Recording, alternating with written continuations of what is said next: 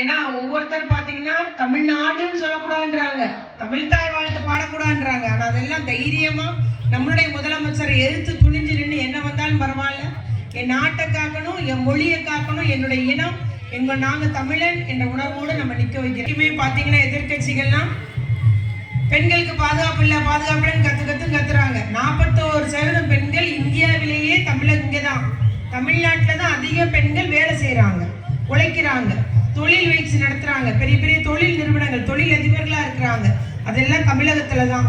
அவை பாதுகாப்பான நகரம் என்ன முதற்கட்டமா இந்தியாவிலேயே சென்னைக்கு அடுத்தபடியாக கோயம்புத்தூர், அதற்கு அடுத்தபடியாக திருச்சி என்று யார் சொல்லியிருக்கா? ஒன்றிய அரசு சொல்லியிருக்கு.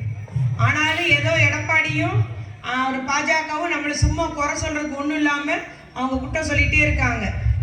நம்முடைய அண்ணா நகர்ல ஒரு ஏடிஎம்கே வட்ட செயலர் கைது பண்ணிருக்காங்க, ஒரு சிறுமிய பாலியல் வன்கொடுமையில பண்ணதுக்காக. ஆனா அதை யாரும் வெளியே சொல்ல மாட்டாங்க. நேற்றைய தினத்துல மதுரையில பாஜக சார்ந்த ஒருத்தர் கைது பண்ணியிருக்கு அரசு. ஆனா இபிஎஸ் அதை சொல்ல மாட்டாரு, அண்ணாமலையும் சொல்லுமா. அவங்களுக்கெல்லாம் இடையில கூட்டணி, கள்ள கூட்டணின்னு சொல்லுவார் எங்களுடைய தலைவர்.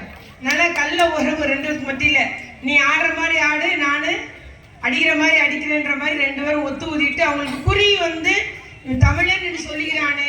கவர்னரோ யாருனாலும் என்ன சொன்னாலும் இவன் தமிழன் ஒரு இன உணர்வோட இந்த தமிழ்நாடு மட்டும் வளர்ச்சி அடைகிறது, தமிழ்நாட்டுக்குரிய நலத்திற்கு நடக்கக்கூடாது அப்படின்றது அவங்களுக்கு ஒரே நோக்கம், நம்மளுடைய வளர்ச்சியை தடுக்க வேண்டும் என்று. ஆனால் என்ன இருந்தாலும் சரி, நம்ம எல்லாம் சுயமரியாதைக்காரர்கள், உழைக்கக்கூடியவர்கள், நம்ம எல்லாத்துக்கும் உதவக்கூடியவர்கள். அதனால நம்ம எல்லாரும் இணைந்து இன்னைக்கு தமிழகமே முன்னேற்ற பாதையை கொண்டு செல்கிறார் நம்முடைய முதலமைச்சர் என்று மட்டும் கூறிக்கொண்டு, இந்த ஆண்டு கடந்த ஆண்டு நம்ம பெரும் வெள்ளத்துல பெருமழையில ரொம்ப